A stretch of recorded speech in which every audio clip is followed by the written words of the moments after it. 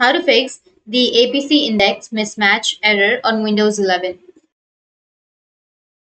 So if you want to fix the APC Index Mismatch error on your Windows 11, then just follow the steps. First, you need to go with the taskbar and right click on it and go with the task manager. Once you're under the task manager, now here you will have your startup apps, right? You need to simply go with the startup apps. And once you're under the startup apps, you need to simply go and disable your startup apps. Once you've disabled, now here you can see that I've already disabled each and every app. So you just need to simply go and disable the status of the application. Once you've disabled, your problem might be fixed. And after that, you need to go with the second step, which is the Windows update. So you just need to simply go with your settings, open up your settings. Once you open up your settings, now here on the left side, you will have Windows Update. Click on Windows Update and go with download and install all if you have any updates. So you can simply go with download and install. Here I have the Windows 11 version 24H2. So you can simply click on download and install if you have any updates.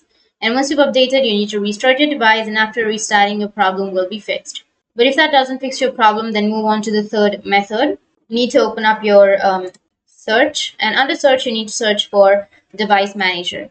Once you're under the device manager, now you just need to simply go with other devices, or you can simply go with update driver. So for example, I'll be choosing this one. You can right click on it and then go with update driver, and you can search automatically for drivers, or you can browse the computer for drivers.